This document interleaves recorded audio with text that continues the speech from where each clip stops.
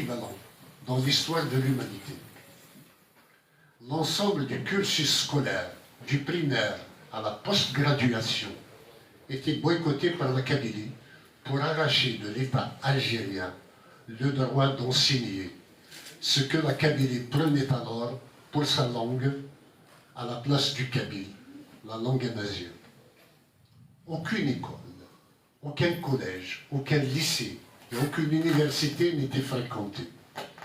Personne n'avait réussi jusque-là à faire se dresser la Kabylie comme un seul homme et de manière pacifique face au pouvoir algérien que cette opération.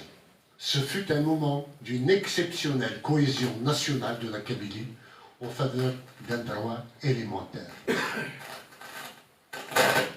Qui a appelé au boycott? L'appel à la grève du cartable a été fait officiellement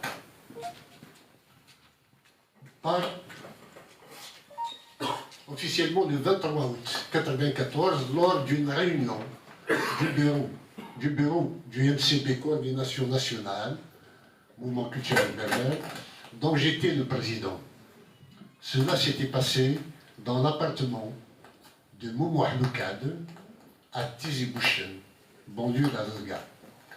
La décision fut entérinée une semaine plus tard au siège du RCD à Tizi Ouzou par une assemblée générale pourtant convoquée par les détracteurs de cette initiative par la direction du parti pour annuler l'événement.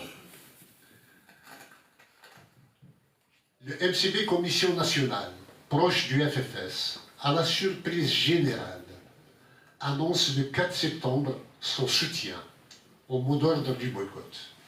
Alors que les deux ailes du MCB devaient chacune obéir à sa tutelle partisane, voici que pour une fois de leur histoire,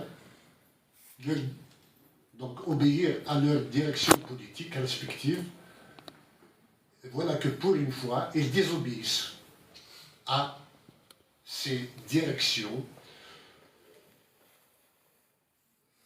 qui nourrissaient des rivalités néfastes pour la cohésion de la Kabylie. Toutefois, pour se remettre dans le contexte d'alors, il est nécessaire de repartir près de 10 mois en arrière. Je laisse là en place et puis je reviens dessus. Comment était née l'idée du boycott? Je rappelle que j'avais quitté la politique suite aux assassinats par le terrorisme islamiste, surtout après l'assassinat de Boudiaf. Je me suis senti inutile dans mon rôle de président du bureau régional du RCD de Tizi Ouzou et de membre de l'exécutif du RCD. Devant la mort, je voulais témoigner à travers la poésie, la chanson, du drame que nous vivions et du terrorisme ambiant. Je m'étais retiré pour faire un disque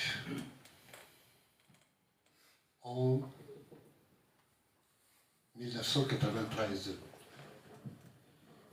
Il fut terminé fin novembre. Et le 20 décembre 1993, la commission du dialogue national rendit ses conclusions. La commission du dialogue national était initiée par le Haut Conseil d'État, le HCE, qui ne pouvait plus continuer de fonctionner dans la collégialité Donc il fallait, pour le pouvoir algérien, passer à une présidence sans élection. Donc il fallait au préalable, soi-disant, consulter la société sur cette initiative, et cette commission du dialogue avait consulté toutes les associations les moins significatives qui étaient ba'athistes et islamistes, mais à aucun moment elle n'avait pris contact, elle n'avait pris langue avec une association culturelle kabyle ou amazigh, comme on disait à l'époque, et encore moins avec le mouvement culturel berbère qui était l'émanation de toute la revendication de l'époque. Cette publication des conclusions de cette commission du dialogue national renvoyait la question amazigh au temps de Boumedienne, c'est-à-dire un tabou. Le premier à avoir réagi, c'était Monsieur et Madame Ahmed Zayed, au nom de la Fédération nationale des associations culturelles amazighes. Mais c'était juste une dénonciation de ce recul. Donc je viens derrière et je fais une déclaration dans laquelle je disais que aujourd'hui nous sommes fondés à user de tous les moyens pour nous faire entendre. Mon disque sur Hachentir venait de paraître et j'ai eu la chance d'avoir obtenu d'Abdou Bouziane, il signait à l'époque Abdou B, paix à son âme. Il était directeur de l'ENTV et m'avait accordé une émission de matinale qui s'appelait Sabahiyat et qui était dont l'animatrice était venue jusqu'à Azazga pour me filmer chez moi avant de faire l'émission où le 14 janvier je rendais public de manière, je l'avais déjà fait par un appel à une marche, mais je rendais public l'appel à la marche qui devait se dérouler le 17 janvier 1994. Fort de cet appel, la marche était grandiose. De mémoire de Kabyle, on n'avait jamais vu autant de monde à une marche à Tizi Ouzou. On parlait de 500 000 marcheurs et la place de Tizi Ouzou, la place devant la mairie, était archi-comble. Et à ce moment-là, il y a un ancien membre d'Imazir Nemoula, paix à son âme, il est mort du Covid, qui s'appelait Ali Wabadi, docteur Ali Wabadi, qui a suggéré à Moumouh Loukad de me proposer de faire, plutôt qu'une déclaration à la fin de la marche, de faire une proclamation. Comme quoi, Tamazight est langue nationale et officielle en Kabylie. Pour le faire, j'ai besoin d'avoir l'aval du président du RCD. Donc, j'ai été le voir. Il était dans une villa prêtée par Aït Ben Amara, Abdelkader Aït Ben Amara, l'ancien directeur de l'OPJI, pour ceux qui savent ce que c'est, l'office public de gestion de immobilière. Donc j'ai été le voir, c'était au temps du terrorisme, vous vous rendez compte quand même, et je lui ai proposé de faire une proclamation, et il hésitait. J'ai dit, je sais que ce qui te gêne, c'est que pour toi la priorité est la lutte contre le terrorisme islamiste. J'ai dit, je te permets, dans cette proclamation à faire, d'ajouter la lutte antiterroriste. Il avait accepté. Donc, à la fin de la marche, j'étais au balcon de l'ancienne mairie de Tizi Ouzou, devant une foule immense, et j'avais à ma droite Shrif Khaddam et à ma gauche Talb Rabah. Deux figures emblématiques de la culture.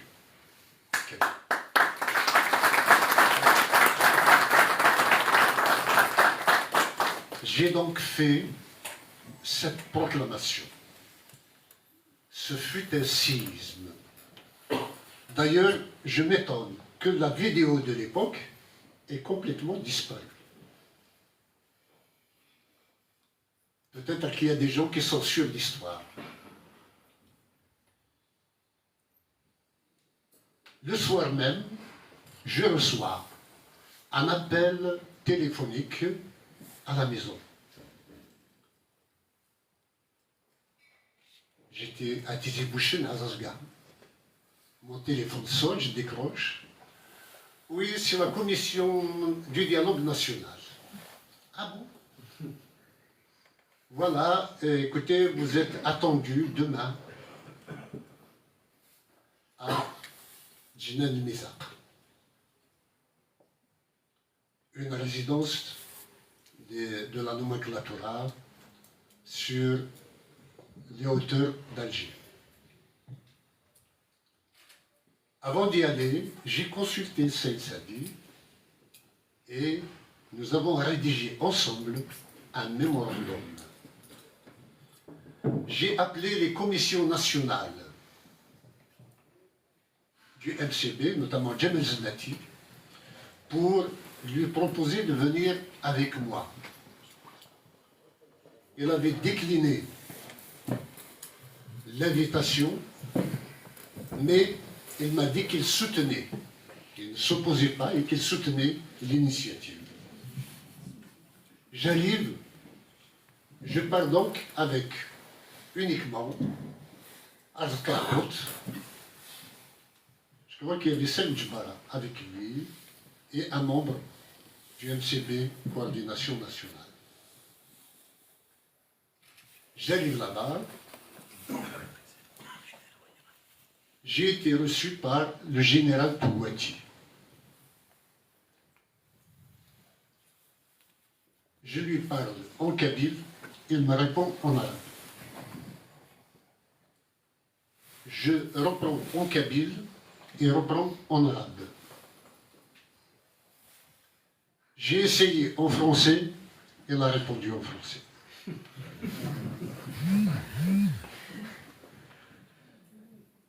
Et il m'expliquait que, en fait, ils ont pour intention d'introniser un président de la République sans passer par les élections. Je lui ai dit, mon général, nous nous étonnons que pour des problèmes de fonctionnement de l'État, qui sont pour nous superficiels, vous remuez ciel et terre pour y parvenir. Mais pour une question de langue, amazigh, vous êtes crispé. C'est comme si cela passe au-dessus de vos têtes et que cela ne vous concerne pas. Il m'a dit ceci: si on doit parler dans ces conclusions, dans ce rapport de la Commission du dialogue national, des questions de langue, on devrait parler du logement, du transport. Je l'ai arrêté, je dis, mon général, sauf votre respect, nous ne sommes ni le transport ni le logement. Nous sommes des Algériens. Et qu'à ce titre, nos problèmes doivent être posés. Sur cette entrefaite, arrivé le président de la commission du dialogue national, Youssef Khatib. Il n'y a rien d'apporté de plus, donc en fait, il se déchargeait de cette critique selon laquelle ils n'ont pas consulté le MCB. Mais il a fallu d'abord montrer nos muscles pour qu'ils nous appellent ensuite. Le lendemain, le soir même, j'avais remis le mémorandum donc, à la commission du dialogue national et à la presse. Il a été publié le lendemain. Et le lendemain, j'avais convoqué une conférence de presse à la Maison de la Culture de Tizi Ouzou. Militant discipliné, je vois le président du RCD et je lui fais part de mon intention de faire cette conférence. Il m'a dit, écoute, il ne faut pas que ce soit toi qui fasses la déclaration. J'ai dit, ah bon? Il m'a dit, oui, il faut que ce soit quelqu'un d'autre. J'ai dit, d'accord. Et effectivement, j'avais chargé Mohamed Marouche, qui était l'un de mes bras droits à l'époque, de faire la déclaration préliminaire à la conférence de presse qui s'est tenue. Mais quand il m'a dit ça, il faut que ce soit comme ça, il m'a dit, je te conseille aussi de démissionner du MCB. J'ai dit pourquoi? Il m'a dit, écoute, les gens sont en train de se dire que nous nous sommes partagés des rôles, toi le MCB, le culturel, et moi le politique, ce qui fait dissonance. En fait, il faut qu'il concentre tous les pouvoirs entre ses mains, et je le comprends. Je lui ai dit d'accord, à une condition. Laquelle?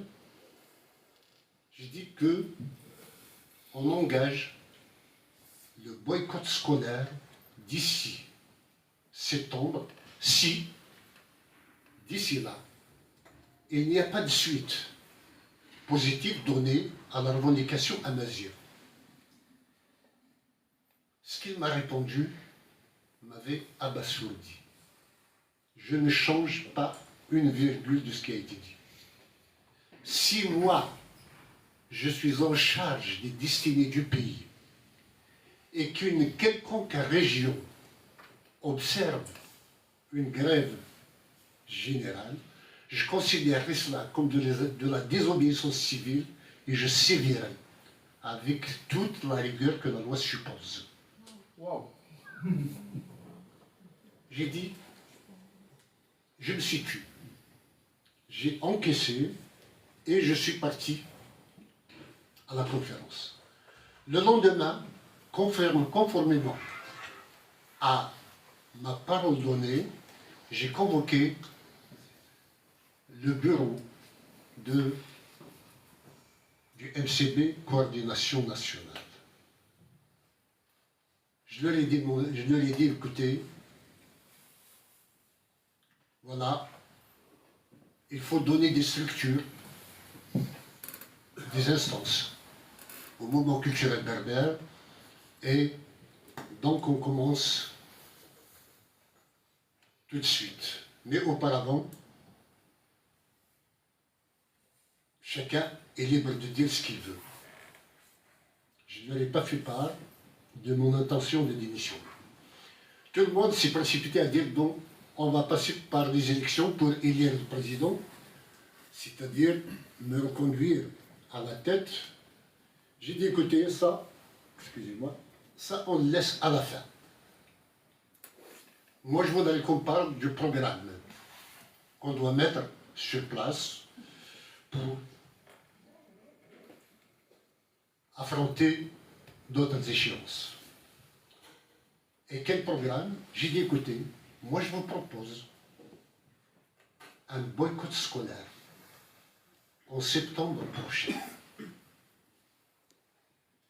Et pour savoir si ça va marcher, on fait un banc d'essai d'une semaine à l'occasion du 20 avril prochain. Tout le monde était d'accord. Et d'ailleurs, la semaine du boycott scolaire a très très bien marché du 14 et du 15 avril jusqu'au 20-21. Une fois que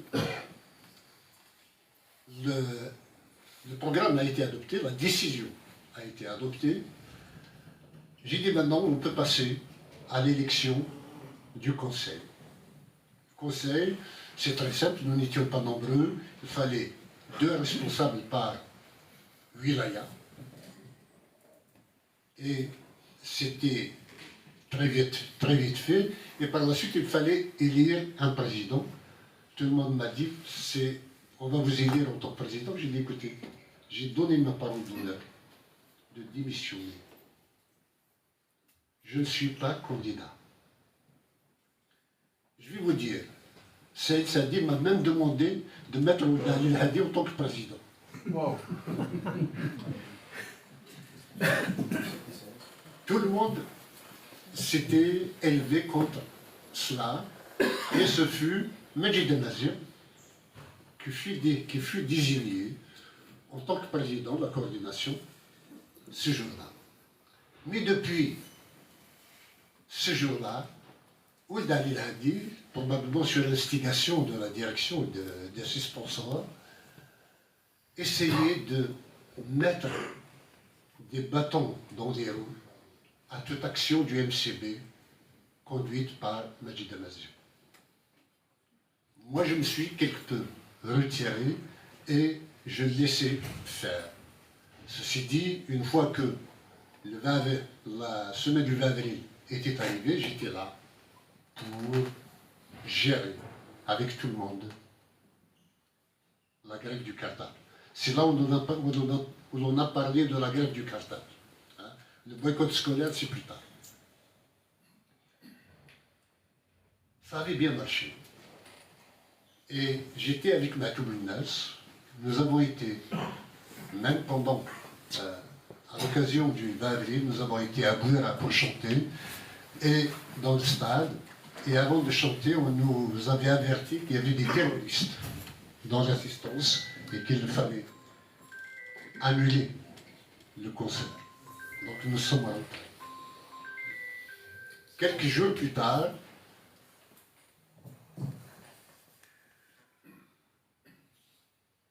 Tahar Djaout, personnel, fut assassiné, ou du moins, il était blessé. Et durant cette semaine, il y avait encore des escarmouches entre Majid Nazir et Ould Hadi. Il y a eu des répercussions dans la presse même. Pour bien maintenir le projet en place, j'ai donné une interview à la revue de l'association culturelle Amazir, présidée par Si Mohamed Belkacem, des Wadriens. Et c'était à la une dans laquelle je disais que le boycott scolaire sera une action de salut national. Donc j'ai réaffirmé la chose. Entre-temps, Saïd Sadi voulait organiser la marche du 29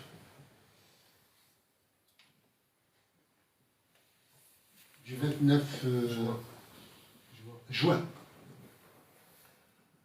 Il m'avait demandé mon avis, il m'avait demandé mon soutien, il m'avait demandé d'être présent à la marche. J'ai dit que je ne participais pas et que je lui ai déconseillé de faire cette marche dans la mesure où, quand il fallait mobiliser, nous n'avions pas failli à notre mission. Aujourd'hui, il y a risque de faire couler du sang avec des attentats terroristes, et moi, je ne peux pas cautionner cela. La marche a eu lieu, il y a eu des morts.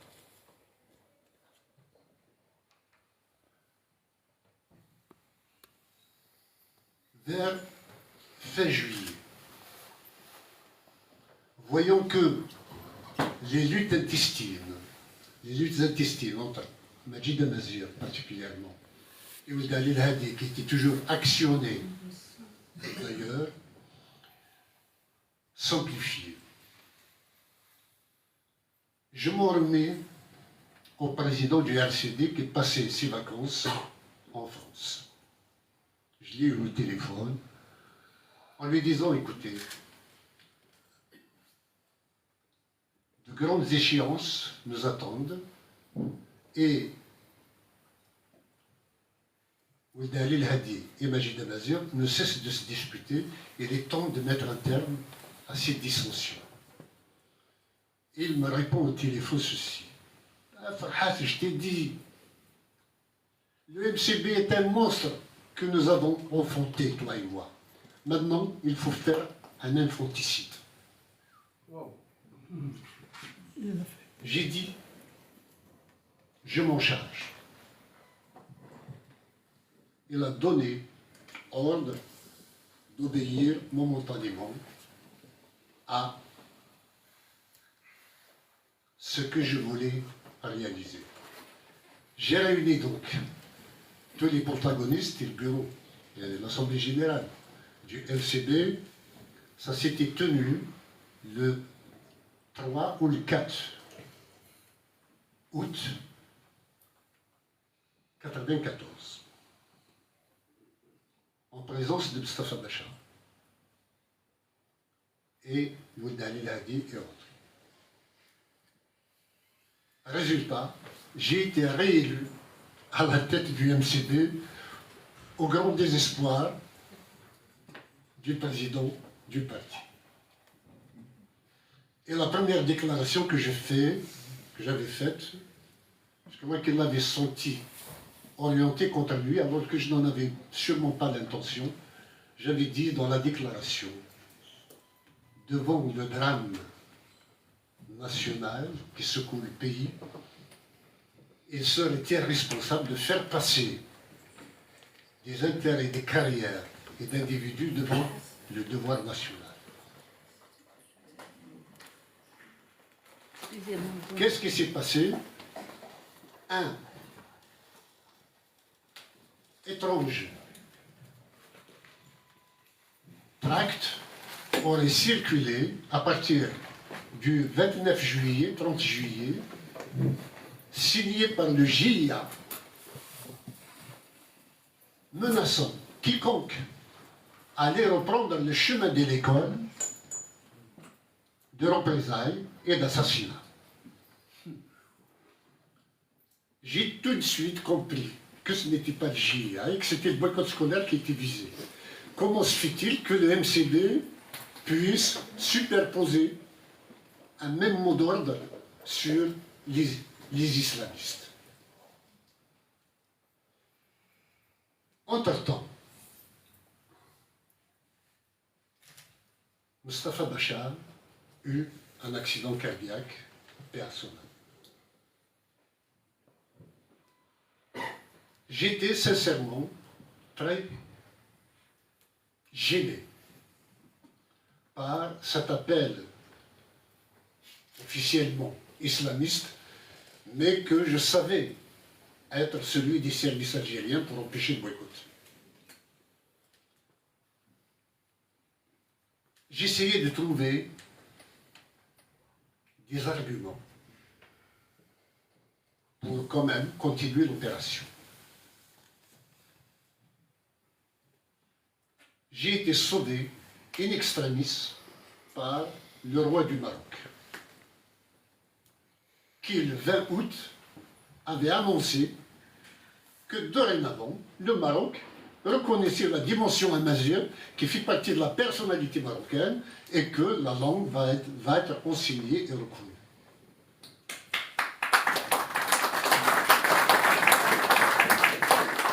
Cela m'a ouvert les yeux. J'ai dit, voilà. Et pourquoi est-ce que j'aurais peur d'avoir une superposition d'appels avec le terrorisme? Le terrorisme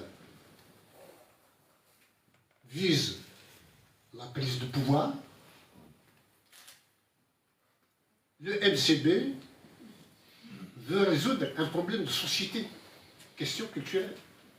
Le terrorisme utilise le terrorisme, c'est-à-dire la violence physique, l'assassinat, le kidnapping et autres, et nous utilisons la persuasion.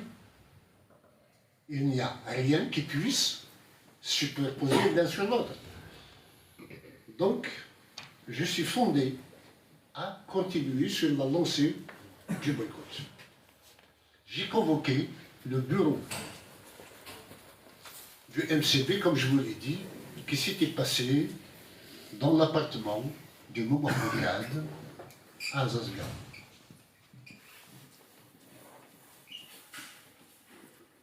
Et tout le monde avait adopté le principe du boycott. La discussion portait uniquement sur les modalités. Est-ce qu'il faut faire une journée par semaine, 2 journées, faire une semaine et s'arrêter, faire 15 jours? J'avais emporté la décision en disant que pour être efficace, le boycott doit aller jusqu'au bout, il doit être ininterrompu. Tout le monde a adopté la décision. Je fais un communiqué que j'ai remis au bureau régional du LCD pour le publier.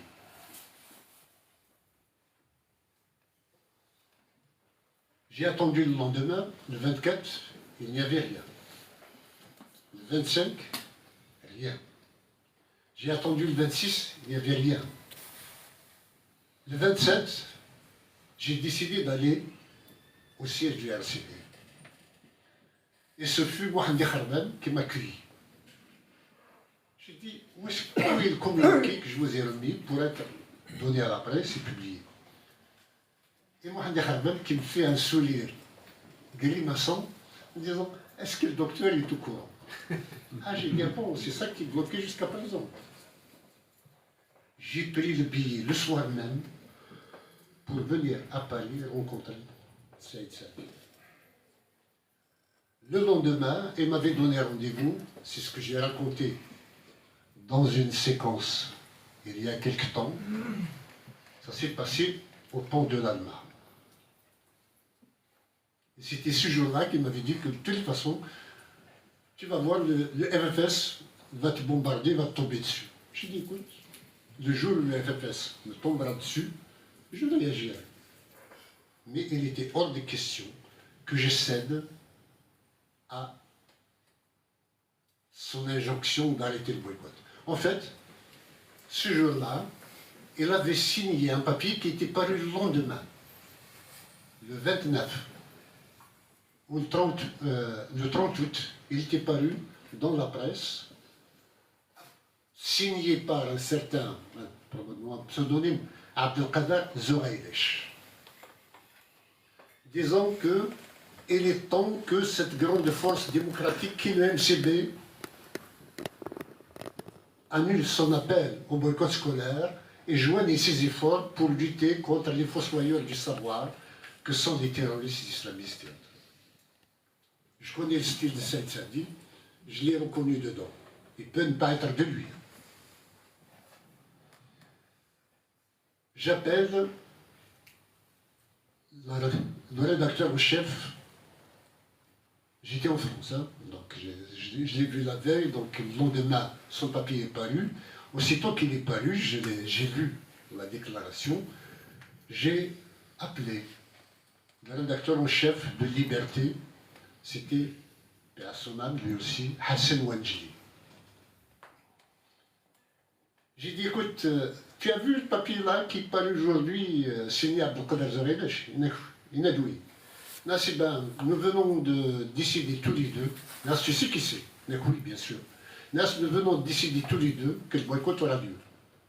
Il n'y a qu'à voir une fois notre papier. Dans combien de temps il y en a qui écoutent, nous sommes au temps de terrorisme, nous bouclons très vite. Donc il faut que ça arrive dans 1 heure ou plus tard. En un quart d'heure, j'ai rédigé le papier, je l'ai faxé. Et le papier est paru donc le 31 août. Donc, à la même page que l'appel à annuler le boycott. Et c'était le jour, par hasard, où la coordination nationale du MCB était convoquée pour annuler l'appel au boycott. Il y avait comme partisans opposés au boycott scolaire Nourdine Hamouda, Hamouch Mustafa, Ould Ali Al-Hadi, Mohamed Khraban, Boussad Boudiaf, je ne sais pas qui d'autre, mais la majorité n'était pas au courant. Et à la fin, Mohamed Amarouch, il a dit, écoutez, voici la déclaration de Farhat, il dit que c'est le moment ou jamais. Et la décision a été emportée. Donc, j'ai remporté une victoire à distance.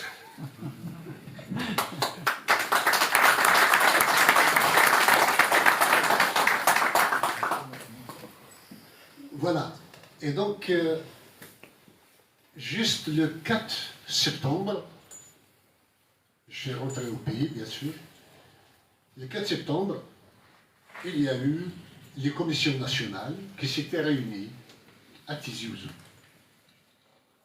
Rachid Khaled, qui présidait la rencontre, avait entendu, avait ouï dire que les proches de Saïd Sadi étaient contre Farhat. Donc il a dit, écoutez, puisque Saïd Sadi est contre Farhat, donc appuyons Farhat. Et ils ont voté une décision de soutien au boycott scolaire. Il faut dire qu'en dehors de ce soutien, le FFS et le MCB des commissions nationales n'avaient pas bougé les petits doigts pour la réalisation de ce boycott. 6 mois, il y avait mon fils, paix à son âme, qui avait créé la CLA, la coordination lycéenne à Nazir, et tous nos militants se sont mis en branle pour faire barrage devant les écoles et demander aux gens de ne pas y aller. Comme par hasard, jamais de l'histoire de l'Algérie, un ministre du gouvernement ne s'était déployé pour être dans toutes les wilayas pour constater le bon déroulement de la rentrée scolaire prévue pour le 11 septembre. Et c'est le ministre de l'Enseignement lui-même qui était venu à Tizi Ouzou. Au bout de sa visite, il avait fait une déclaration selon laquelle seule une daïra et 2 communes ont fait boycott. Je fais un communiqué pour annoncer 75%. Le lendemain, lui, il s'était tu. Moi, je porte cela à 95%. Le surlendemain, il s'était tu. J'ai porté ça à 100%.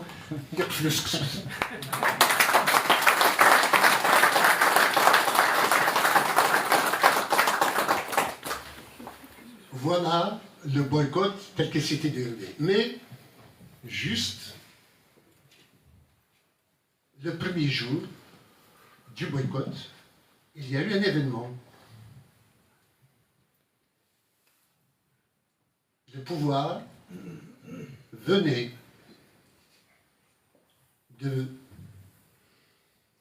d'améliorer les conditions de détention des chefs islamistes, Abbas Madani, Ali Belhaj. Il les a extraits de la prison pour les assigner à résidence où il leur a donné fax, bureau et autres pour agir. Et à ce moment-là, j'ai reçu 2 appels. L'un de Han Saadi et l'autre de Amara Ben Younes, me disant, écoute, finalement, ce boycott ne peut pas mieux tomber. Maintenant, même s'il faut prendre des armes, il faut y aller. J'ai dit, écoutez, je vous donne ma parole d'honneur que si le pouvoir a l'intelligence d'annoncer qu'il va enseigner ces mesures, que demain j'appelle à la reprise des cours.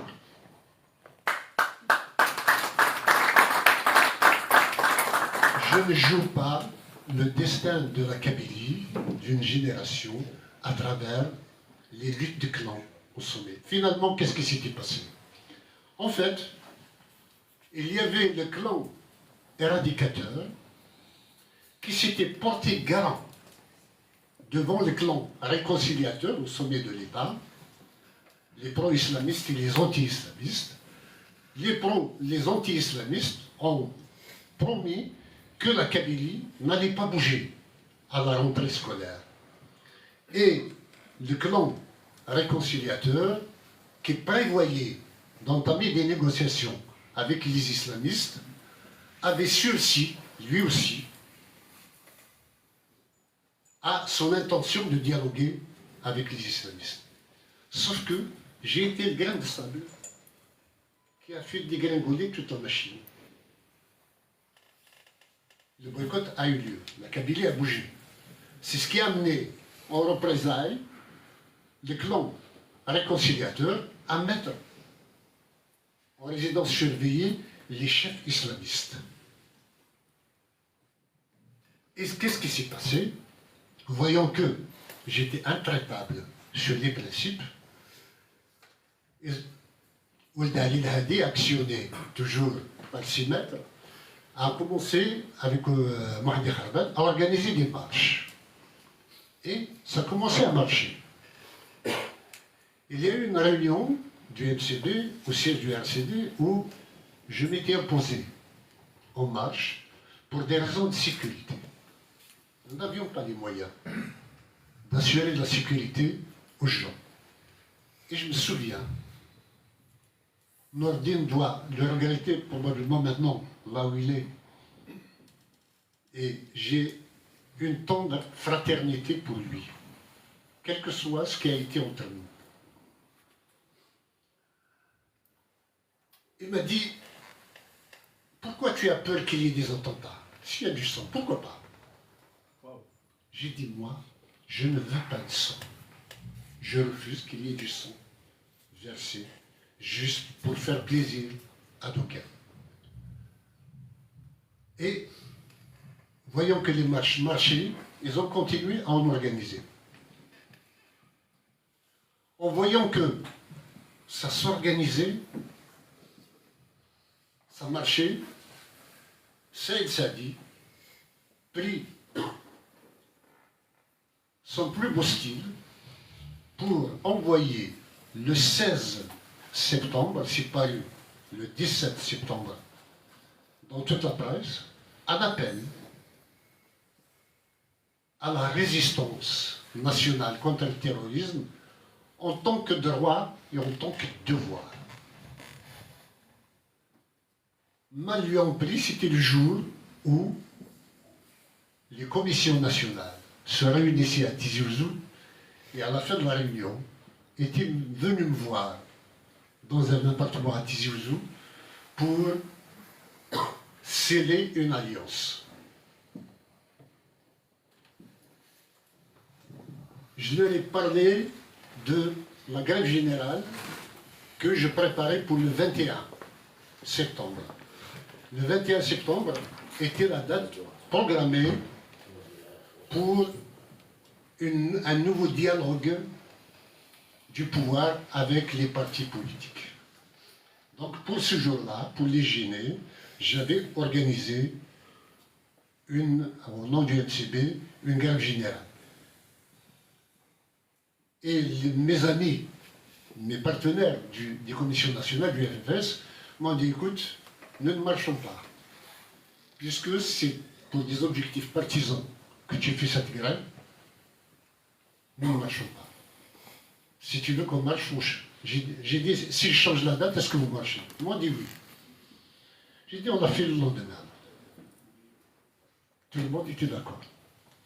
Une fois que l'alliance était scellée entre le MCB, Coordination nationale, et les commissions nationales, il n'était surtout pas de bon ton de mettre en avant la lutte antiterroriste. Ce qui fait que l'appel à la résistance nationale de Saïd Sadi faisait pchit. Tombé à l'eau. Et le jour même de la grève, juste avant la grève, j'ai reçu une lettre de 3 pages, signée par un collectif des militants du RCD de Vgues, disant que cette alliance est une reculade et qu'on ne fait pas d'alliance pour une alliance. Or,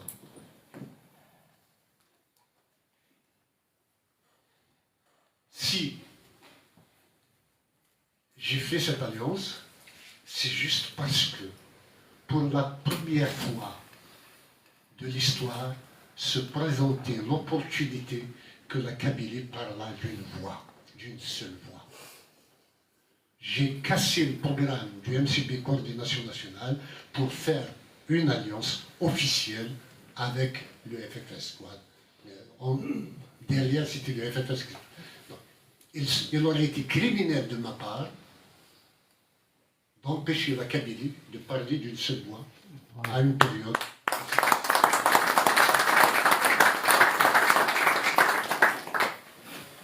Maintenant, aussitôt la grève lancée, ils ont commencé à casser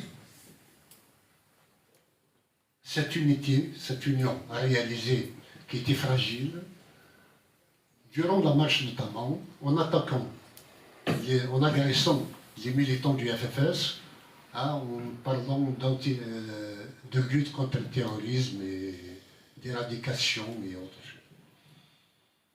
Donc, l'alliance était dans le collimateur de ceux qui s'y opposaient. Et c'est ainsi que, quelques jours plus tard, Bateau Bulnes fut enlevé.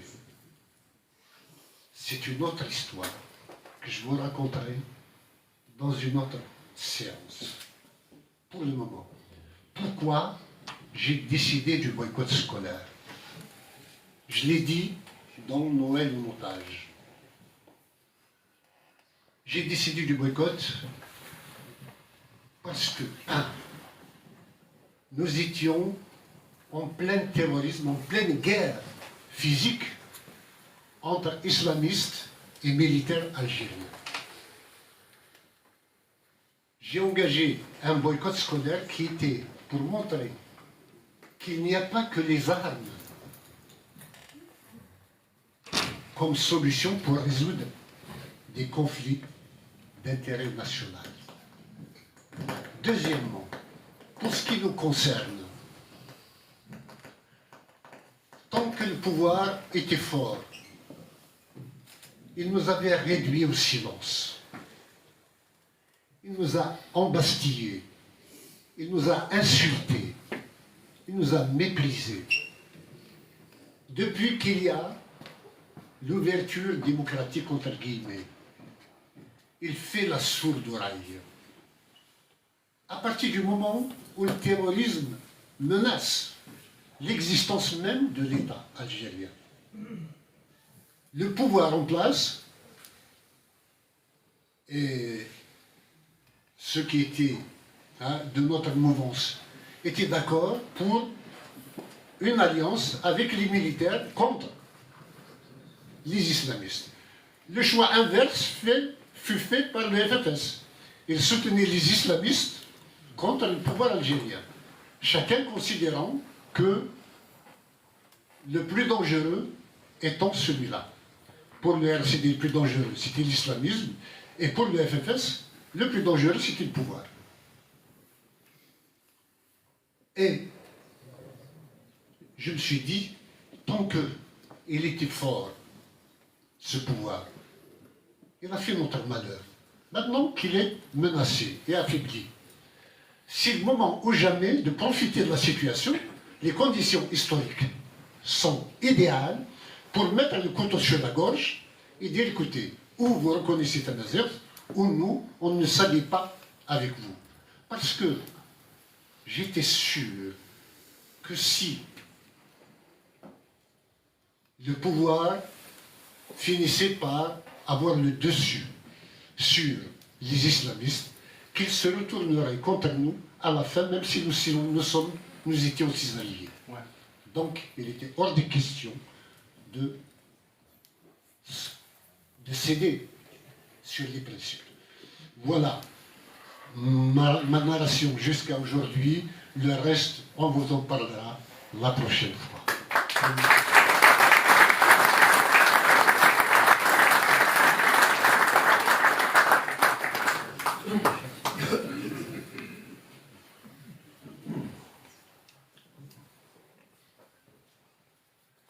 Si vous avez des questions, bien entendu, voilà. Je le répète, hein, ce n'est absolument pas dans un esprit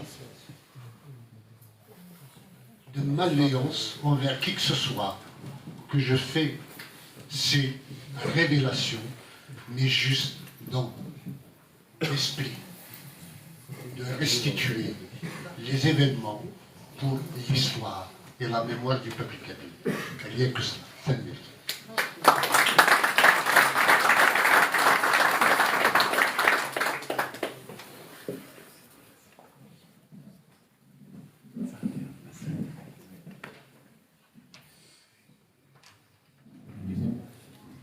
Oui. Ça, tu distribues. On va le faire par alors, on propose deux questions à chaque fois. Ouais. Mais ça sera plus simple à retenir. Alors, je crois qu'il y a une fonction pas suivie. De toute façon, ça est petite. Alors, à vous la première question. Il n'y a pas de micro malheureusement. Ça, il fonctionne. Hein. Ça marche pas. Ça. Je vais l'allumer. Je crois qu'il ne fonctionne pas. Non, il fonctionne. Ça serait mieux avec mes collègues.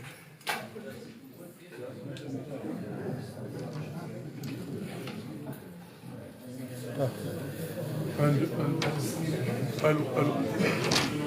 Je crois qu'il fonctionne pas.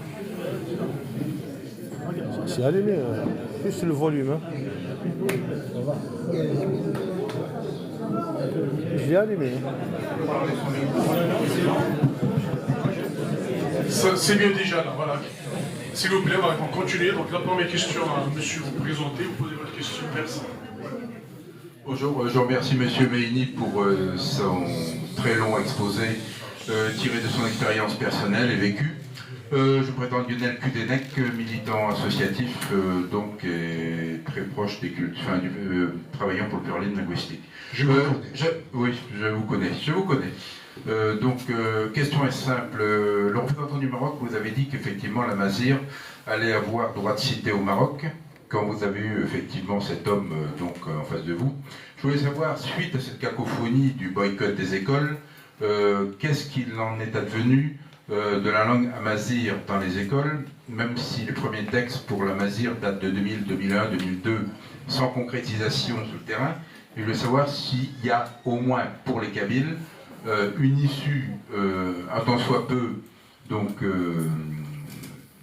limitée, qui en est résulté pour le système scolaire en Kabylie, suite à ce boycott de l'enseignement scolaire. Voilà. Le deuxième point, je rebondis sur votre début de, je je serai bref, attendez. Concernant votre hommage aux gens qui sortent de prison, j'ai des nouvelles de Madame Naïd Sid. Madame Naïd Sid m'a écrit, donc elle est sortie il y a 3 semaines, très affaiblie, sa maman est malade. Par ailleurs, donc, elle a reçu mes lettres qui ont été envoyées à Coléa. Ils lui ont remis les lettres le jour de la sortie de prison. Donc les lettres ne lui sont jamais parvenues, même pour le premier de l'an, durant l'incarcération.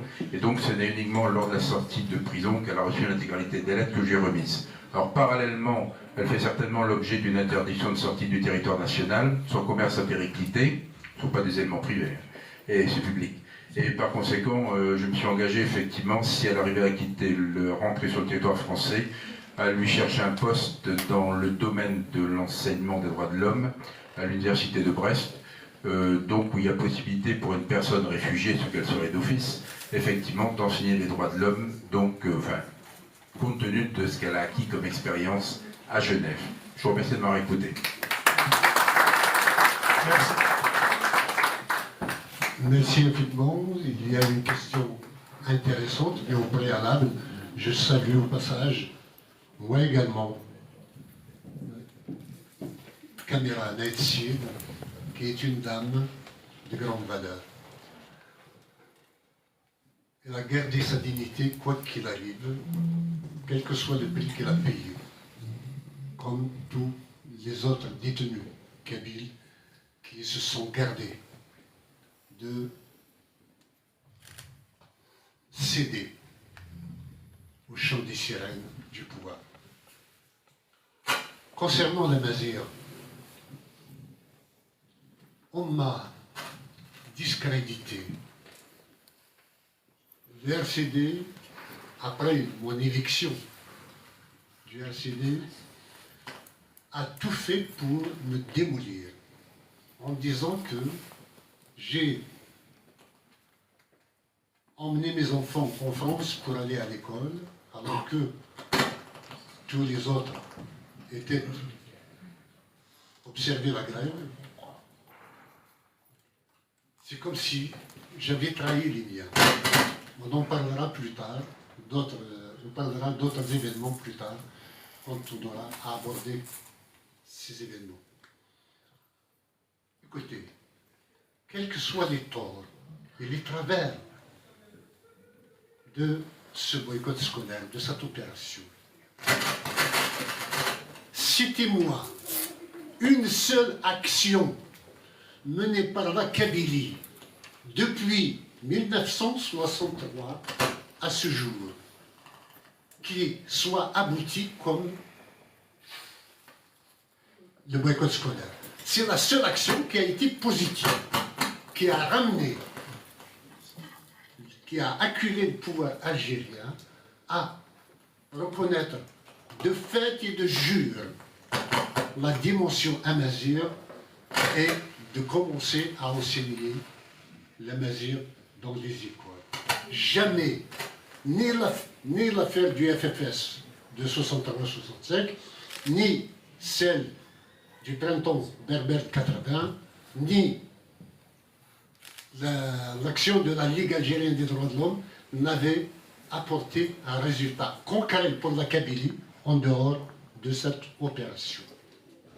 Moi, je m'en félicite et je me réjouis que cette année soit celle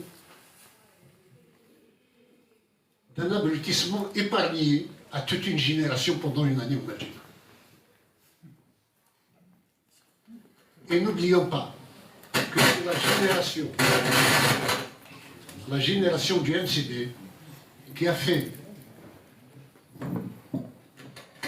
la révolte à l'assassinat de Matou Younes et qui avait fait le printemps noir. Et c'est cette génération qui a fait le lit, qui a préparé le lit de la revendication d'autonomie avant d'aller vers la revendication d'autodétermination. Donc,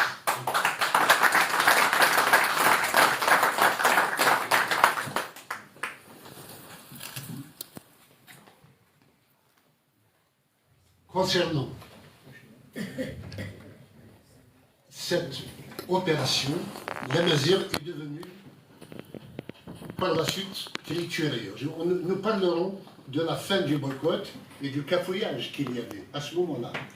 Au départ, il n'y avait pas de cafouillage. Tant que j'étais là, les choses étaient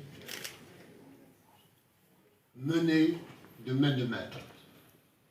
À partir du moment où, on parlera de cela plus tard, un coup d'État m'avait été fait à la tête du MCD, par le MCD, à ce moment-là, le cafouillage a commencé et les luttes intestines kabyles, interkabyles, entre FFS et RCD avaient repris de plus belle. Mais on en discutera de cela plus tard. Voilà. Pour les droits de l'homme, écoutez, nous en avons fait le tour.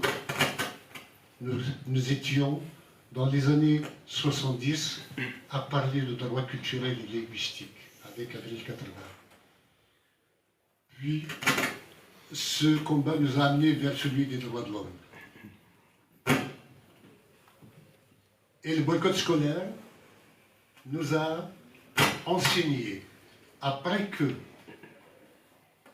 l'enseignement fut engagé de même manière bancale.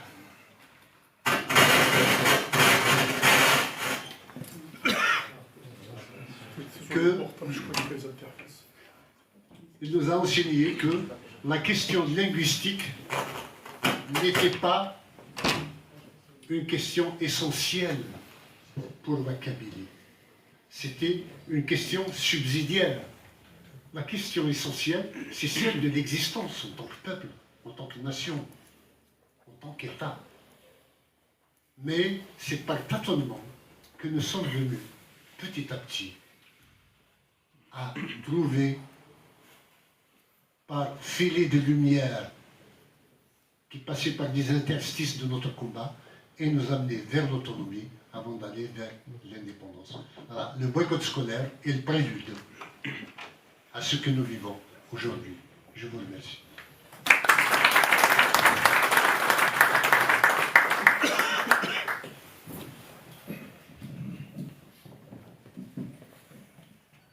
Bonsoir à tous. Monsieur le Président, je tiens avant tout à vous remercier pour ce partage qui est très très enrichissant. C'était très touchant parce qu'en fait on comprend finalement qu'il y avait une idée principale derrière ce boycott scolaire qui était principalement une leçon de pacifisme qui est donnée au peuple, notamment lors d'une situation très conflictuelle entre le pouvoir et les islamistes, mais dans laquelle vous avez démontré qu'il y a moyen de se battre pour ses droits d'une manière très pacifique. Vous avez le droit de vous en féliciter et je tiens vraiment à vous en féliciter.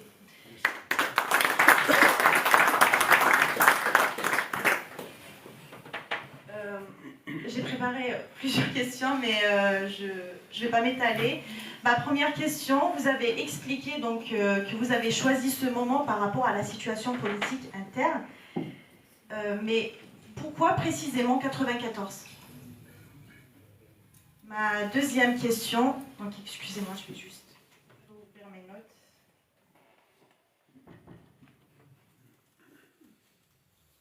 Ma deuxième question, est-ce que le boycott a été décrété uniquement en Kabylie ou bien dans toute l'Algérie, mais suivi uniquement en Kabylie? Et puis si c'est le cas, est-ce qu'on peut, une fois de plus, affirmer que la Kabylie a toujours été une locomotive et dotée d'une conscience politique particulière par rapport à l'Algérie? Une dernière question, si je peux me permettre. Vous avez rapidement souligné le rôle important de votre fils, Samzian Mehni, paix à son âme. Est-ce que vous pouvez développer un peu plus le rôle imminent qu'il a joué dans le boycott scolaire? Merci.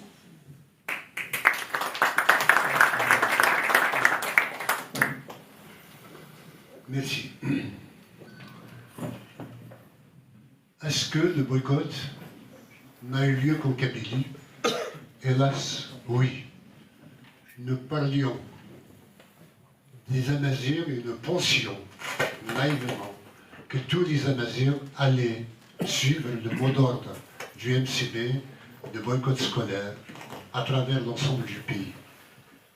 Il n'y a eu que la Kabylie qui avait observé ce boycott. à la décharge des Aurès. Ils ont créé, aux Aurès, on a créé une organisation parallèle, plutôt que de s'appeler MCB, il s'est appelé MCA, Mouvement culturel amazigh au lieu de berbère. Mais c'était juste pour se distinguer, se démarquer. Mais c'est un mouvement qui a apporté son soutien à ce boycott sans pour autant bouger le petit doigt sur le plan local, à Batna et dans les Aurès, pour observer ce boycott. Donc il n'y a que la Kabylie qui a supporté ce boycott. Même à Alger, il n'y avait pas de boycott. Il y avait quelques Kabyles qui, par principe, l'avaient observé, et sinon, il n'y avait que la Kabylie. Je ne dirais pas que la Kabylie est la locomotive de l'Algérie, au contraire, c'est une locomotive sans attelage. Elle est toute seule.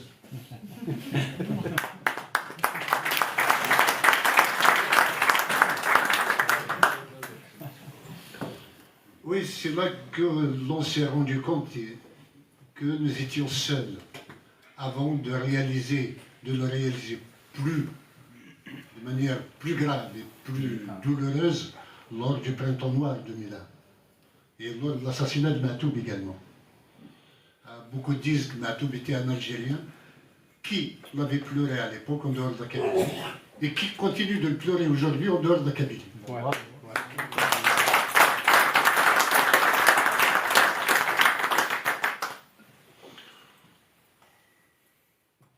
Amziane avait tissé un réseau d'amis qui étaient lycéens de sa génération. Et donc, c'était lui qui avait mobilisé, avant le boycott, tous ses amis pour que dans toutes les régions de Kabylie, il y ait des barrages devant des écoles. Donc c'est lui qui en était à la tête, et il y avait une coordination, c'est-à-dire que chaque région, chaque wilaya, pour ne pas dire chaque wilaya, avait son représentant, et chacun s'occupait de sa wilaya. Et lui, il était à Tizi Ouzou. Il y avait Boualam Tamoun, entre autres, qui était à Cheminé, donc à Sidi Aïch, et je ne me souviens plus de celui qui était à Souviet. En tous les cas, il avait fait monter une organisation de lycéens qui a été très active durant ce boycott pour que ce soit une réussite totale. Voilà tout ce que je peux dire sur lui pour le moment. Il a été, par la suite, il a été mon confident, il a été mes yeux, il a été mon informateur. Il a été un organisateur hors pair.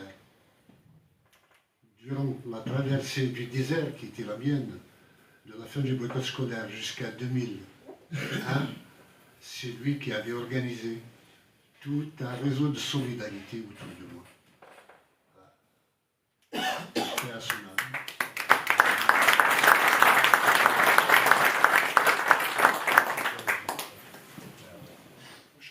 Je crois que c'est M.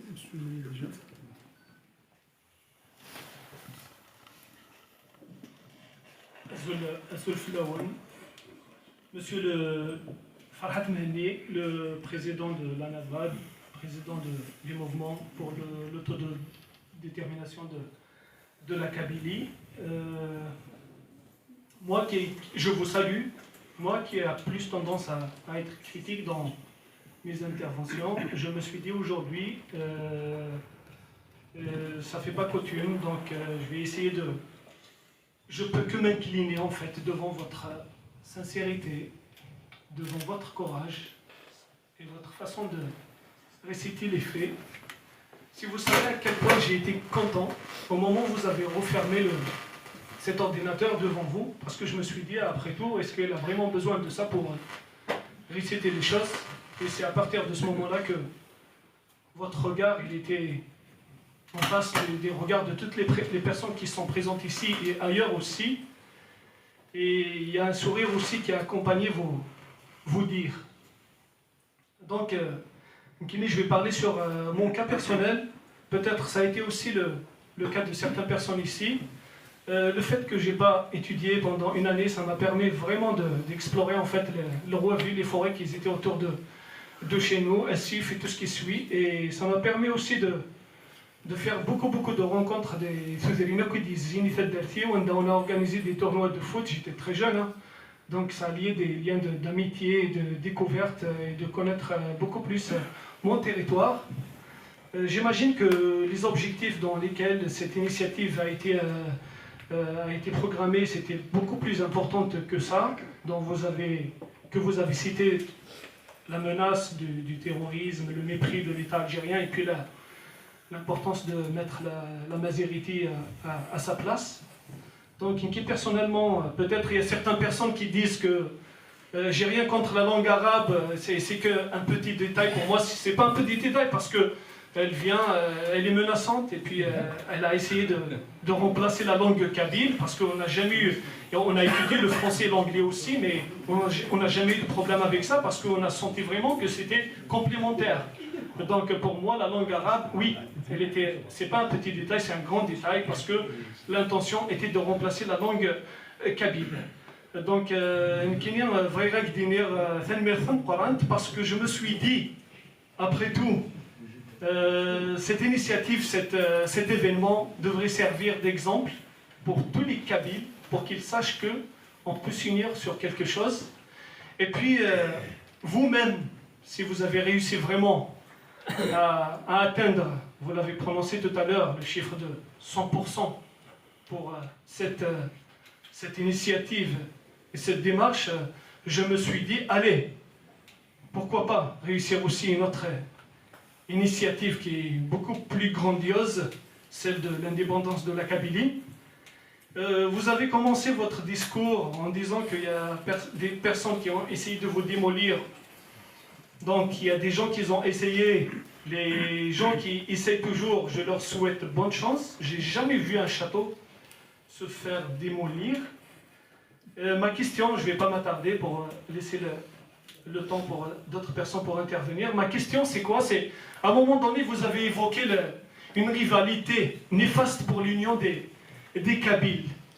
Donc, à ce sujet-là, est-ce qu'il y a quelque chose qui a été entrepris là en ce moment? Parce que j'imagine que la plupart des acteurs de cette époque, ils sont encore vivants aujourd'hui. Donc, est-ce qu'il y a quelque chose qui a été entrepris de votre part ou bien de leur part pour s'unir à nouveau et réfléchir pour un avenir meilleur pour la Kabylie? Est-ce que juste on prendra une deuxième question, que ça pourra avancer. Juste s'il vous plaît, d'être abrogé dans vos questions pour qu'on puisse donner plus de possibilités à tout le monde. Parce que si tout le monde est long, on aura du mal. Merci. Je crois que c'est à vous.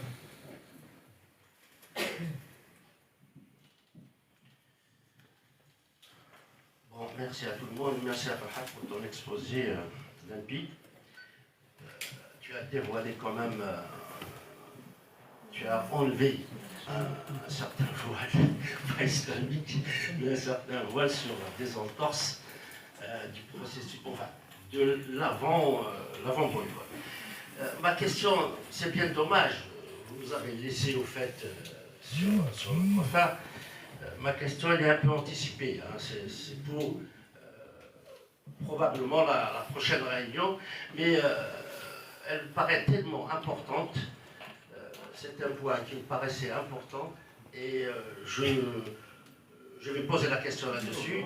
Et si vous ne voulez pas me répondre, vous versez cette question pour la prochaine réunion. Donc ma question consiste, d'ailleurs vous l'avez souligné dans le mémorandum, vous avez travaillé sur un conseil à la Mazirité. Donc ce que vous avez proposé, c'est un haut conseil à la Mazirité. Mais alors, les rencontres ont eu lieu, bien sûr. Ce qui ont ressorti, c'est le haut commissariat à la Mazirité. Et on sait bien la définition du haut commissariat, qu'est-ce que ça veut dire, et le haut conseil, qu'est-ce que ça veut dire. Donc, si vous pouvez nous éclairer là-dessus, cette différence, parce que cette différence appelle à beaucoup de choses quand même, là-dessus, quoi. Merci. Merci infiniment.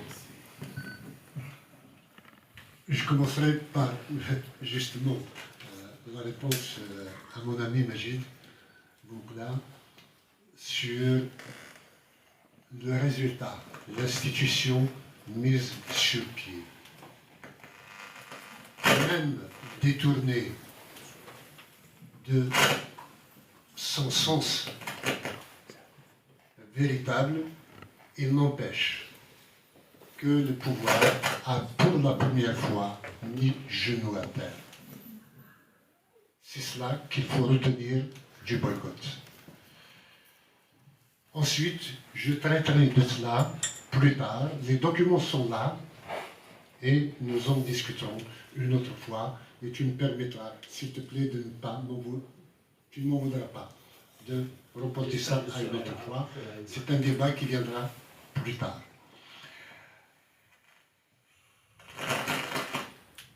Alors,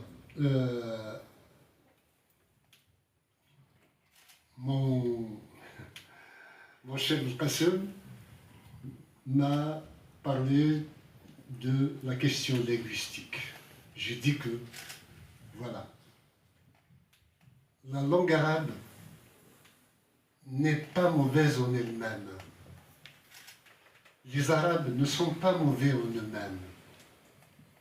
Ce qui est mauvais et ce qui est criminel, c'est l'instrumentalisation de l'arabisme, du baptisme pour la dépersonnalisation de la Kabylie. Nous n'avons rien contre la langue arabe, nous n'avons rien contre les Arabes, mais nous en voulons à tous ceux qui ont fait de l'arabisation de la Kabylie une arme pour nous dépersonnaliser, pour un génocide culturel.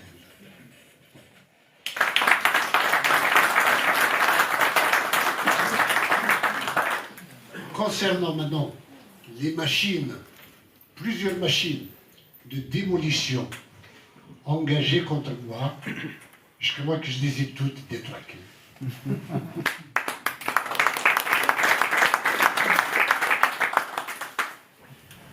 Voilà, l'union des Kabyles, c'est un rêve. Mais nous n'arrivons pas, soyons réalistes.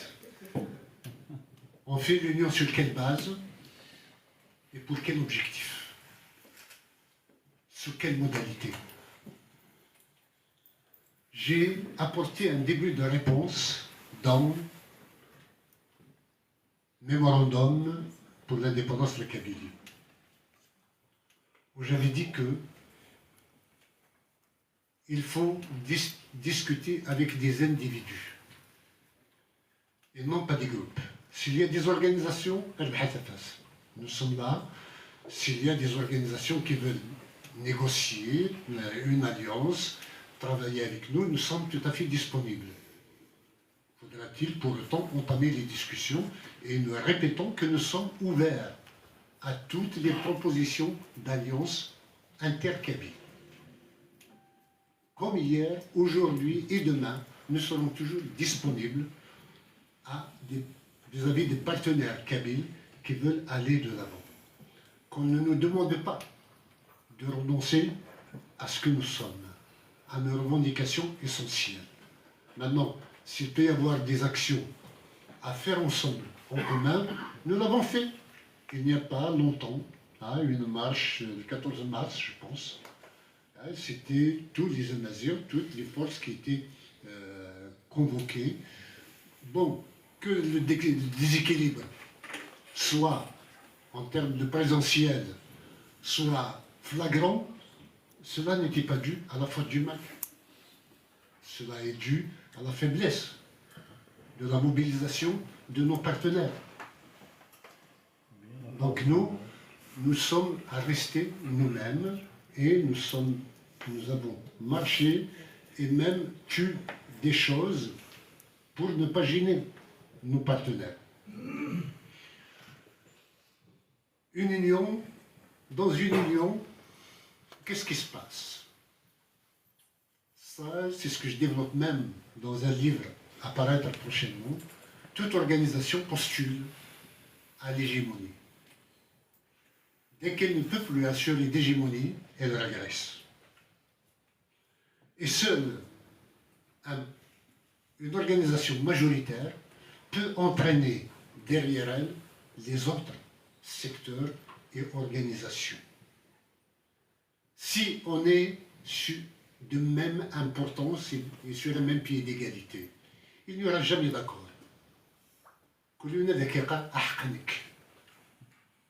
Donc, il faut quelqu'un qui ait une force d'entraînement pour que les autres aillent dans le même sens. Je ne crois pas à la générosité en politique. On ne l'a pas utilisée avec nous, nous n'avons pas à l'utiliser à l'égard des autres. Nous faisons de la place à tout le monde, mais en termes d'objectifs politiques, il ne faut pas être dupe, il ne faut pas être naïf. Chacun défend sa cause d'abord. Et la nôtre, nous la considérons sacrée et au-dessus de tous. L'indépendance du Canada.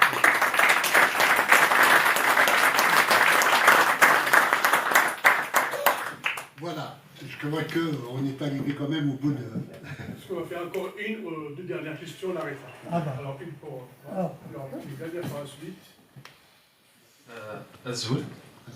Je vais être correct quand même. En fait, je voulais juste revenir par rapport au boycott scolaire et son rapport à la lutte, pas la lutte, même par rapport à la recherche universitaire et à l'enseignement et la production, et notamment 30 ans après. De prime abord, déjà, je dois souligner que le boycott scolaire, cette action inédite dans le monde, inédite dans les recherches d'ailleurs. Si ici en France, on a généralement mis en avant le mouvement de 1068 qui a changé beaucoup de choses, a apporté des modifications importantes pour la société française, je le compare, on trouve quelque chose en Afrique du Nord qui est unique, qui est le boycott scolaire de la Kabylie, que c'est grâce à une année, un mouvement social, qui après presque une année, 8 mois, elle a donné beaucoup de fruits plus tard.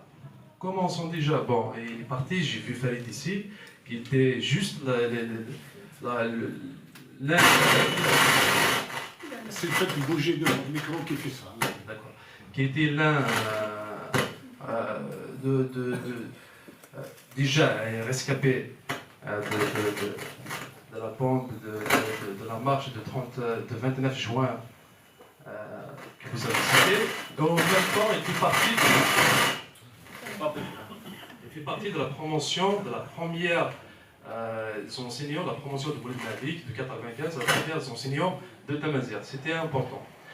Il faut souligner que 2000 ans avant le boycott scolaire, de 94-95, Tamazight n'existe pas, ou bien le Kabylie n'existe pas.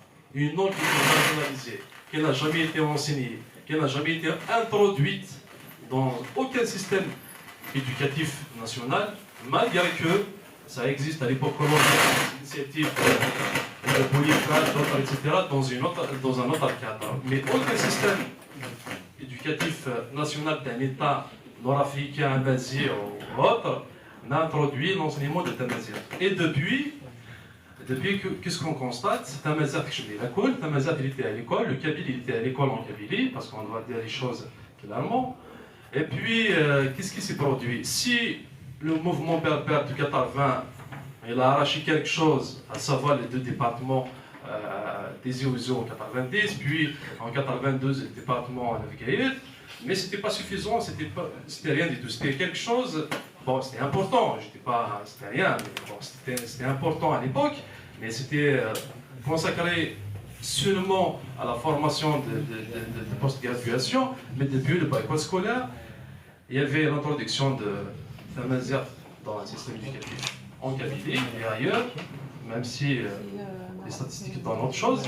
Et puis, il y avait quelque chose d'important, c'est que l'initiation, la mise en place d'une licence de langue amazigh. à l'université de Tizi Ouzou et Saint-Euf-Keïf. Et cette licence de langue à Amazigh, ça a donné 30 ans plus tard des Feroui, dont je fais partie. Moi, j'étais licencié du département de langue et culture Amazigh.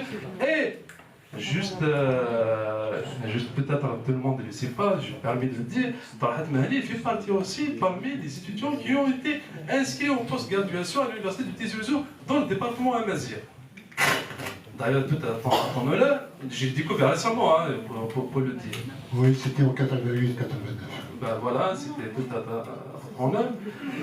J'aimerais bien que vous reveniez aujourd'hui, en fait, 30 ans après, sur cette évolution importante, c'est cette transition qui nous tient notre attention, l'évolution de la revendication amazienne en Afrique du Nord, et je dis Amazigh exprès, c'est pour englober le reste des Amazirs.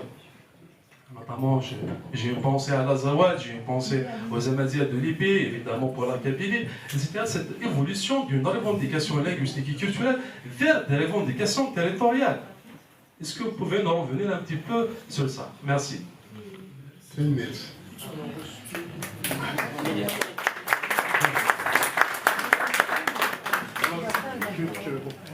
On ferait une dernière question avec vous. Pas une question, je vais juste tranquille. Comme on doit quitter la salle, donc je vais faire vite. Je remercie d'abord Monsieur le Président Farhat Mahdi, le Président Ayabi de longue date. J'ai appris aujourd'hui bien des choses, moi qui fus exilé depuis fort longtemps, non pas parce que j'étais menacé par les islamistes ou autre, mais par refus d'être à l'intérieur du régime. Donc j'ai appris beaucoup de choses par rapport à la division effectivement des Kabyles et aussi sur l'esprit, un certain esprit de pervers narcissique et qui a porté vraiment préjudice à la Kabylie et qui continue aujourd'hui de porter préjudice. Je reviens juste à cette grève du cartable pour dire que c'est une initiative politique de grande importance qui a essayé de sortir la Kabylie de la servitude volontaire dans laquelle elle était plongée et que nous avons hérité de nos aînés malheureusement, ceux qui ont cru bâtir une Algérie plurielle, démocratique, qui leur appartenait et qu'ils voyaient comme si c'était leur Kabylie, en fait. Ils se sont trompés. Pourquoi servitude volontaire?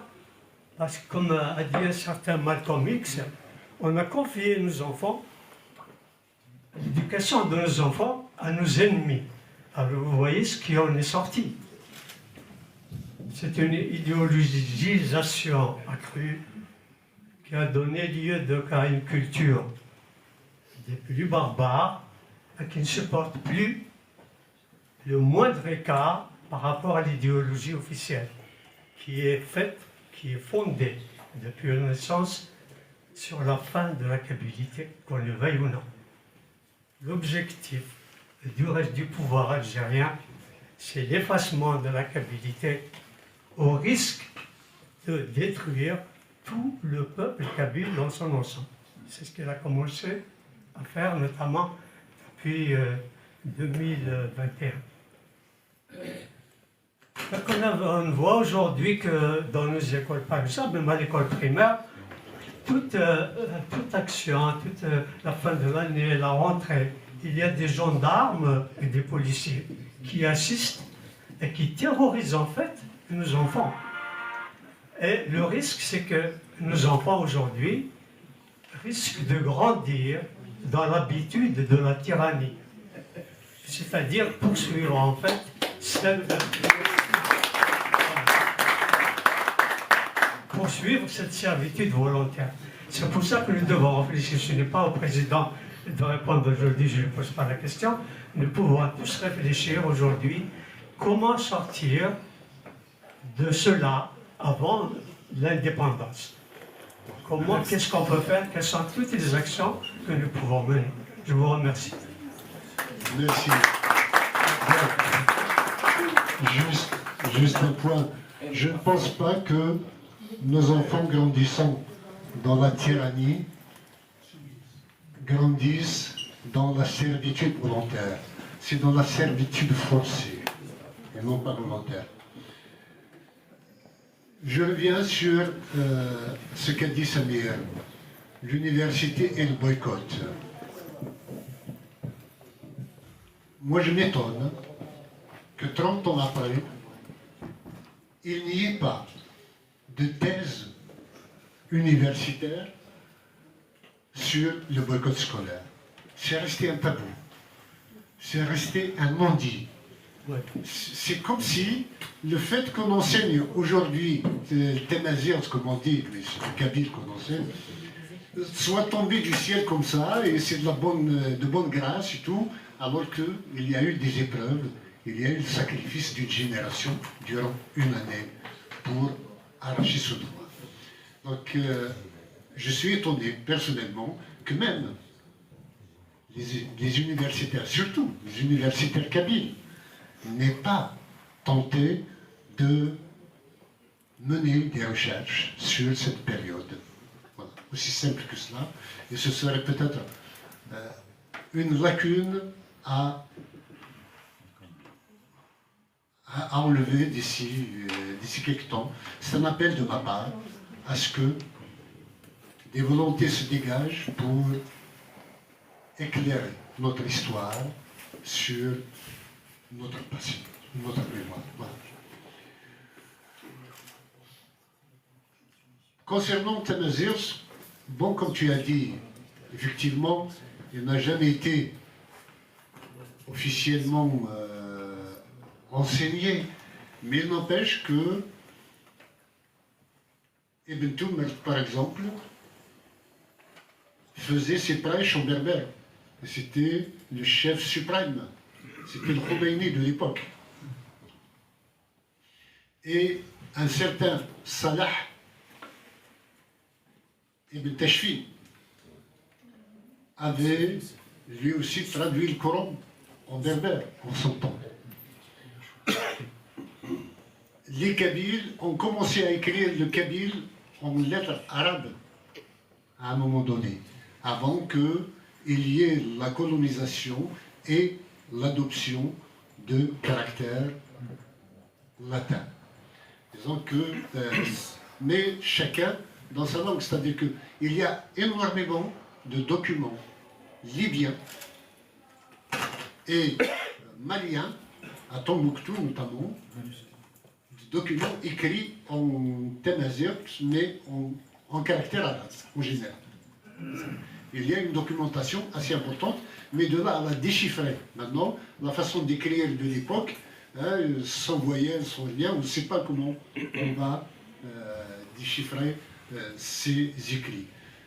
Mais c'est vrai que, à titre officiel, il n'y avait pas, jusqu'à présent, jusqu'à notre génération, d'officialisation étatique de cette langue ou de ces langues, parce que je persiste à dire que Tamazight n'est pas une langue, mais une famille de langues. Alors, concernant la transition de la langue au territoire, ça fera partie d'un autre débat, si vous voulez. Je vous remercie infiniment pour votre attention. Merci à tous, merci pour votre présence à cette belle conférence débat. Comme l'a dit le président, on ne peut pas faire un sujet aussi important et sur séance, donc il y aura d'autres qu'on va programmer. Et surtout que chaque séance débat est très importante et très enrichissante pour notre histoire. Tel Maître Moune et à bientôt. Merci.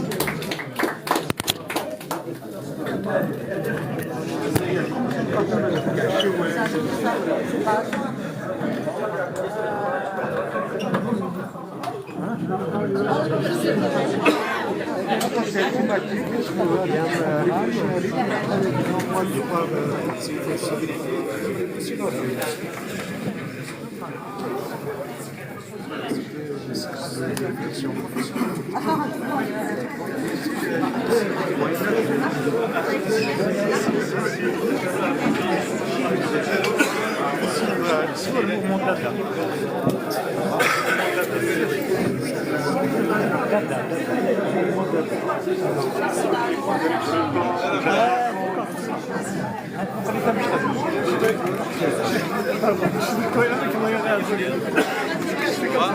c'est un bon signe.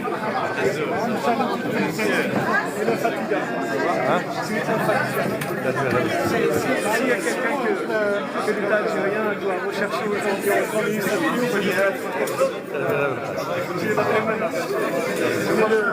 le meilleur atout pour nous.